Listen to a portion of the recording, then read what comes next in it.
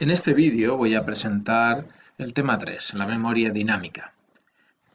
El tema 3 presenta conceptos nuevos y el estudiante se enfrenta por primera vez con el tema de la gestión de la memoria dinámica.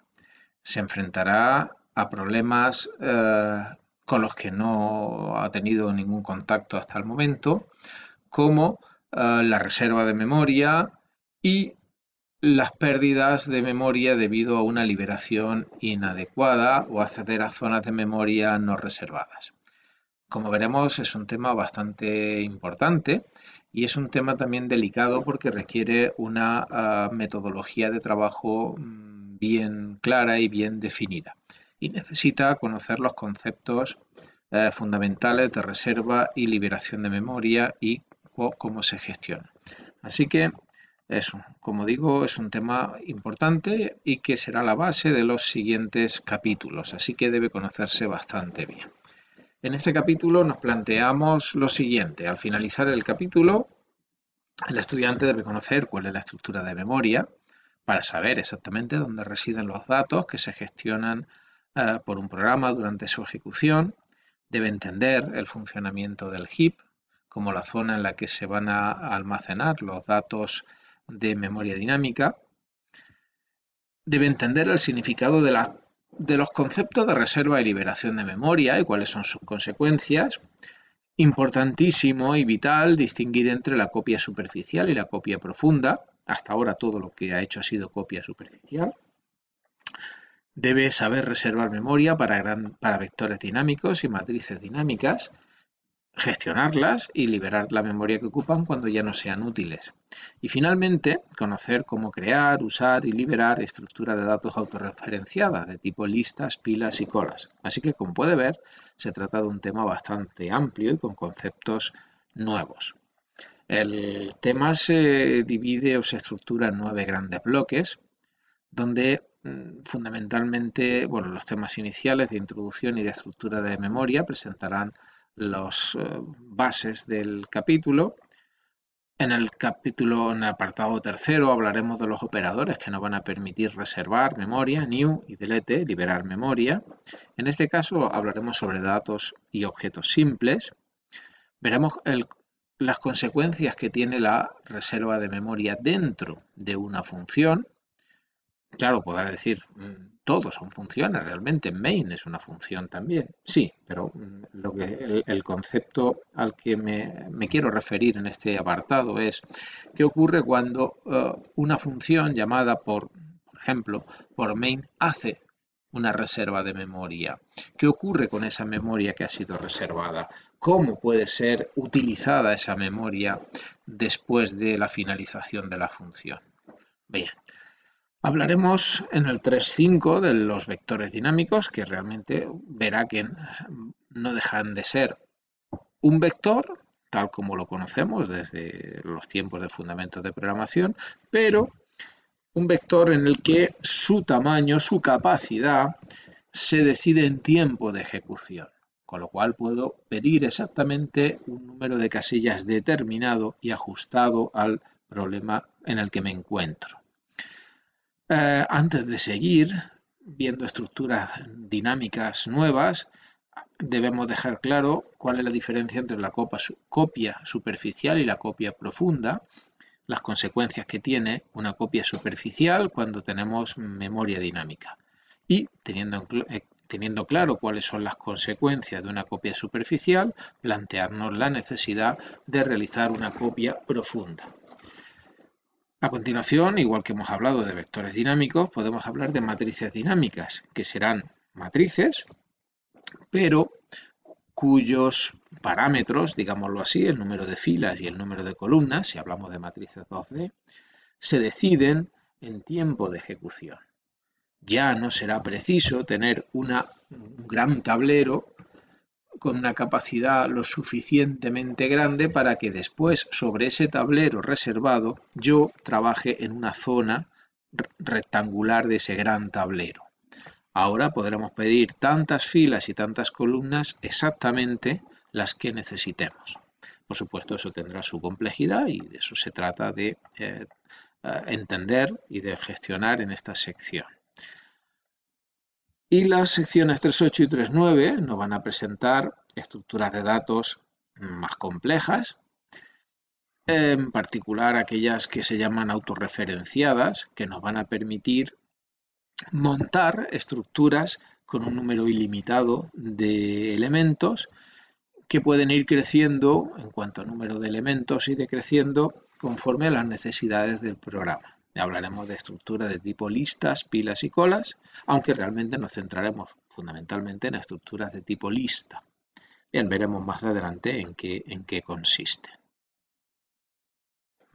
Y ahora un breve repaso, una breve presentación de las secciones que componen el capítulo. En la primera apartado simplemente veremos que todos los datos, incluso las instrucciones del programa, residen en memoria, veremos en qué lugar de la memoria residen y nos centraremos en la estructura de memoria en el apartado 3.2 y veremos cómo efectivamente tanto las instrucciones como los datos estáticos ocupan un lugar en memoria y el resto de la memoria es la conocida como memoria dinámica, donde donde la pila ocupa un lugar importante, aquí es donde se guardan o donde se mantiene la información de todas las funciones que se están ejecutando, de manera que posibilita la llamada y el retorno de funciones, y la otra zona de memoria es el heap, que es donde van a residir todos los nuevos datos que vamos a trabajar, o con los que vamos a trabajar en la asignatura, que serán los datos dinámicos creados y liberados en tiempo de ejecución.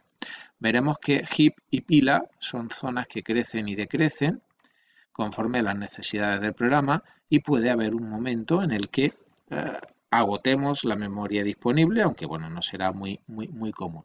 En cualquier caso, debemos ser capaces de gestionar estas situaciones. Veremos que las dos operaciones básicas que vamos a utilizar van a ser new y delete para pedir memoria, por un lado, y para reservar esa memoria que habíamos solicitado con new posteriormente cuando ya no nos haga falta. Los operadores new y delete nos van a permitir, como digo, obtener datos en el heap. Veremos que el new tiene distintas formas de ejecutarse y nosotros trabajaremos con la forma más simple, entendiendo que no van a haber problemas de falta de memoria. Lo discutiremos más adelante. Veremos que delete simplemente marcará las zonas de memoria como disponibles, una vez que hayan sido reservadas previamente, claro, y ya no nos hagan falta. Y veremos las consecuencias que tiene acceder a zonas de memoria ya reservadas, una vez que han sido liberadas.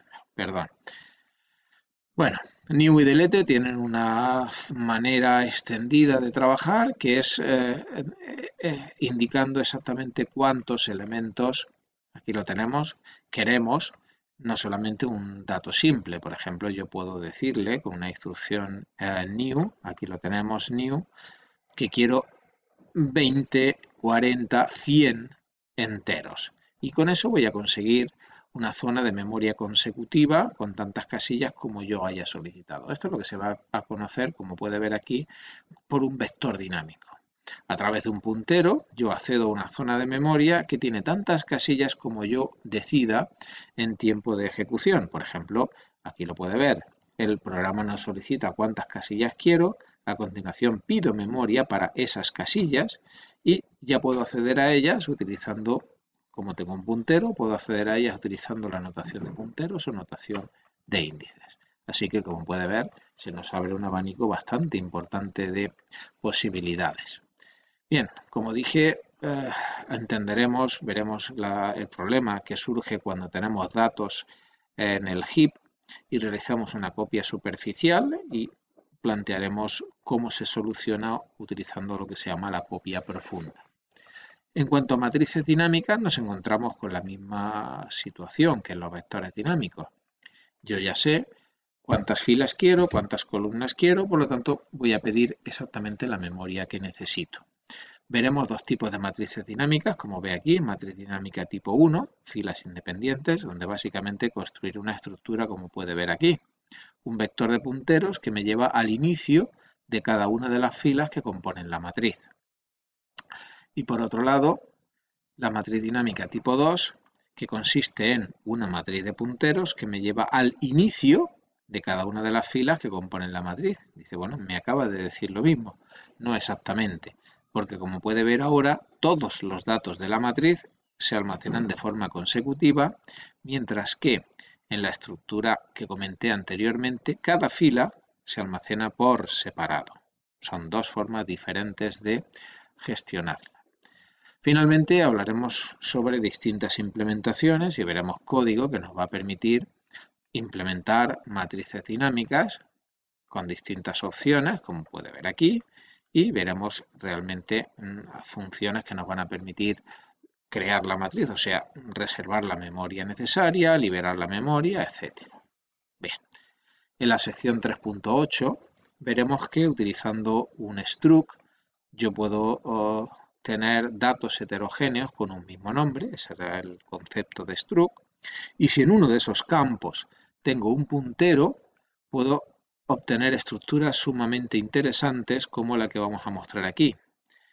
Bien, si uno de los campos, como decía, a ver, tiene un puntero, me va a permitir que a partir, aquí lo tiene, este sería un campo puntero, por ejemplo, a partir de este puntero yo pueda acceder a otro dato exactamente del mismo tipo, aquí lo tiene, que el anterior. De forma que este puntero me permite acceder a un dato del mismo tipo, a este puntero me va a permitir acceder a otro dato del mismo tipo, de forma que voy a poder ir encadenando diferentes structs para formar estructuras realmente complejas.